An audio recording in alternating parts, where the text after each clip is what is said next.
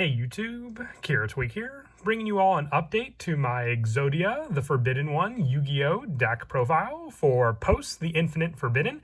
The main cover card for the latest Yu-Gi-Oh! Booster pack is the Unstoppable Exodia Incarnate, and we got a bunch of new Exodia support in the newest Yu-Gi-Oh! Booster set that just helps with the overall play style of the Forbidden One deck, setting up the Exodia pieces, but also making use of them for their new fusion monster, which they received from the latest Yu-Gi-Oh! Booster pack as well. So very, very happy with all the new added support. So without further ado, let's go ahead and get started with the deck profile.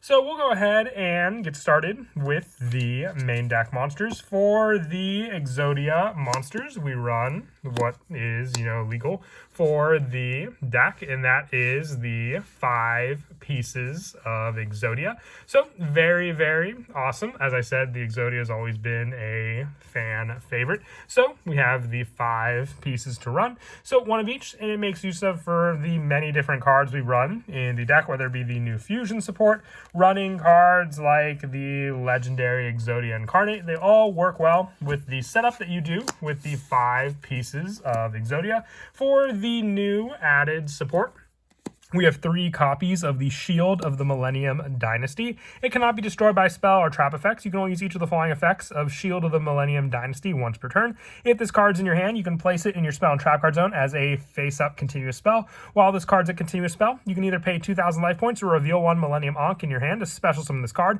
Then you can add 1 Millennium Ankh from your deck to your hand. So with this card being able to just pay the life points, summoning this card out into the field, giving you more of a defense setup thanks to this card, or at least revealing our go-to spell card, which is the Millennium Ankh, to then give us the playstyle for this defensive card to be able to use as extra protection against our opponent's cards while we build up the Exodia pieces for us also to be able to use. Then giving us our fusion spell, which is the Millennium Ankh also. I also run 3 copies of the new Golem that guards the Millennium Treasures. The activation of your Millennium Ankh cannot be negated. You can only use each of the following effects of Golem that guards the Millennium Treasures once per turn. If this card's in your hand, you can place it in your spell and trap card zone as a face-up continuous spell. While this card's a continuous spell, you can either pay 2,000 life points or reveal 1 Millennium Ankh in your hand to special summon this card. Then you can add 1 Wedgewoo Temple from your deck to your hand, which is the new field spell. So we have the Millennium Dynasty Shield to add the Millennium Ankh, and then the Guardian to then add the place that it guards, which is the new field spell here as you see. So very, very cool. And another 3 of just for that setup. Now, I potentially do want to run 3 copies of Sengajin Wakes from a Millennium. If you were to do so, you can drop one of the hand traps that I'm running to run a 3rd copy of this card. It cannot be destroyed by monster effects. You can only use each of the following effects of Sengajin Wakes from the Millennium once per turn. If this card's in your hand, you can place it in your spell and trap card zone as a face-up continuous spell. While this card's a continuous spell, you can either pay 2,000 life points or reveal 1 Millennium Ankh in your hand to special summon this card. Then you can add 1 Millennium Monster from your deck to your hand. So more search power using this card. Also being able to add the Millennium Monsters means we have search power, whether it be for the Millennium Treasure, the Millennium Dynasty, you name it, all the more set up to search out the field spells, the Millennium Ankh itself, using this card. And then also 1 copy of the legendary Exodia Incarnate. It cannot be normal summoned or set, must be special summoned from your hand by attributing 1 Forbidden One monster. So then you have that 1 Forbidden piece in your hand, can grab you the legendary Exodia Incarnate. And then also it gains 1,000 attack for each Forbidden One monster in your graveyard. It's unaffected by other card effects, and once per turn during your end phase, add 1 Forbidden One monster from your graveyard to your hand. Then if this card is destroyed by battle and sent to the graveyard, you can reveal any number of Forbidden One monsters in your hand and draw 1 for each, giving you more for that, needed setup that you would have gotten from your Exodia monsters also. And then the 1 copy of Fiend Reflection of the Millennium. If this card battles a monster, neither can be destroyed by battle. You can only use each of the following effects of Fiend Reflection of the Millennium once per turn. If this card's in your hand, you can place in your spell and trap card zone as a face-up continuous spell. And then, except during the damage step, you can special summon this card, then gain life points equal to half the attack of 1 monster on the field. So the bigger the attack, the more life point you'll have to gain off of this monster as well, giving you more of a life point boost for your defensive play to use also. And then for our hand trap lineup, I run 3 copies of Ash Blossom, 3 copies of Nibiru, and then also the 2 copies of Effect Veiler. Just the hand trap lineup of choice. If you wanted to run the 3rd copy of Sengajin in the deck, you can drop down 1 copy of the hand trap lineup that we have here for you to run a 3rd copy of this card. And then that is it for the main deck monsters. We'll now move on to the spells. For our fusion and very important card for the reveal power it has, we run 3 copies of Millennium Ankh. You show 5 Forbidden One monster cards from your hand, and then with this card and or face up on the field, special summon 1 Unstoppable Exodia Incarnate from your extra deck, then shuffle the face-up monsters you control into the deck except for Exodia monster cards, whose original level are 10 or higher, and Millennium monster cards. So this can keep your Millennium monster cards and also your cards like your Exodia Incarnate on the field for you to use once your monster hits the field. Just showing those 5 Forbidden One monsters means you just, wherever they are in the deck, face-up on the field, you name it, and then also for that play hand as well.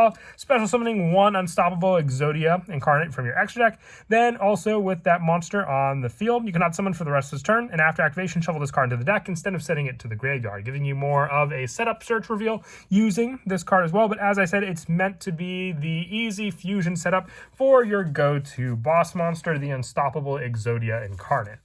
We're also running 3 of the field spell, which are the Yugioh Temple. During your main phase, you can place 1 monster from your hand in your spell and trap card zone as a face-up continuous spell, then place 1 Millennium monster from your deck in your spell and trap card zone as a face-up continuous spell, setting up any of the other monsters you may want using your field spell. And you can only use this effect of Yugioh Temple once per turn. If a face-up Millennium monster you control is destroyed by battle or card effect, you can place it in your spell and trap card zone as a continuous spell instead of sending it to the graveyard, just to give you more setup to then reveal your Millennium Ankh to then use that card during the following turn. Also, 1 copy of Obliterate Blaze. 1 level 10 or higher monster on the field with Exodia and its original name gains the effect. You can pay half your life points to destroy as many cards in your spell and trap card zone as possible. Then equip 5 Forbidden One monsters from your hand and or deck to this card as equip spells that each give 2,000 attack. Also, you cannot activate other cards' effects the rest of the turn, but still a power boost to your Exodia monster. And if this card attacks a defense monster, inflict piercing battle damage to your opponent. So you can choose one of these effects. If you have a powerhouse Exodia, then Obliterate Blaze can be what that monster needs just to swing into your opponent's monster to finish off the duel. And then for the other spells, 3 copies of Pot of Prosperity, just being able to use a good majority of the extra deck to grab into some of the needed cards in the deck, whether it be an Exodia piece or any of the other Millennium monsters we may want to use. And then 1 Call by the Grave, 1 Terraforming, along with 1 Triple Tactics Talent to finish off the rest of the spell lineup also. And then for the traps, 1 copy of Exode Fires of Rage. This card's always treated as an Exode and Obliterate card. If you control a level 10 or higher Exodia monster, destroy all cards your opponent controls. If this card's in your graveyard, except the turn it was sent there, you can banish it to activate one of these effects. You can add 1 Forbidden One monster from your deck or graveyard to your hand, shuffle up to 5 Forbidden One monsters from your graveyard and or banished into the deck, which helps for, if some of them by chance are banished, recycling them as well, to then either wipe out your opponent's cards, then gain those additional recycle plays. With the last of the main deck being 3 copies of Infinite Impermanence, just along with the other hand traps. Great support if you end up going second against your opponent, or just extra defensive measures to use against them also. And then for the extra deck, we run I want to run more, just so you know that, because you're not really limited to how many of these cards you can make. So you can run 2 or 3 copies of the Unstoppable Exodia Incarnate. I only have the 1 copy now, so I'll show what cards you can take out in the extra deck to run additional copies. Needing 5 Forbidden One monsters. It cannot be destroyed by an opponent's card effect. Once per turn, if this card battles during the damage calculation, you can make this card gain attack equal to your life points.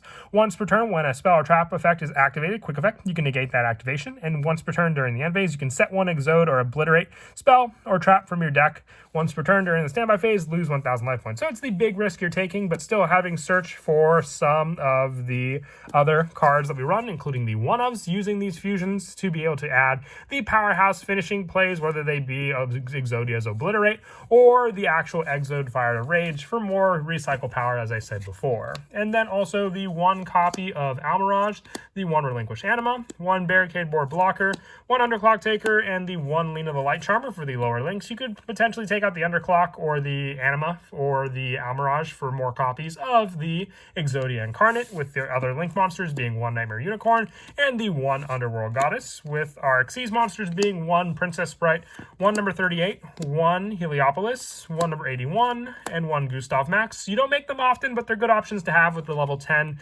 8, and 1 monsters we run, and then also the 1 Sky Thunder and the 1 Sky Crisis to finish off the extra deck.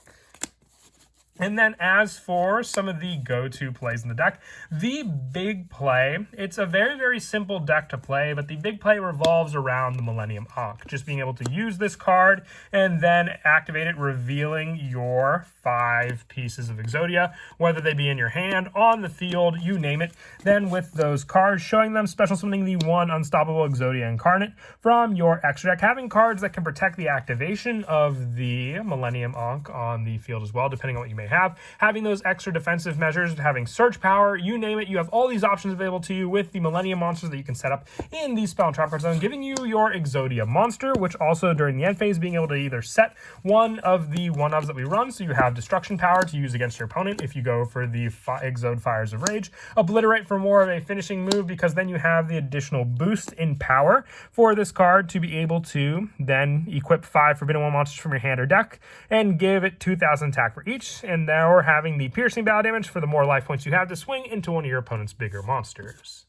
But that is it for the deck profile. I hope you all enjoyed, and as always, until next time, please don't forget to leave a like and subscribe, and Kira Twig out.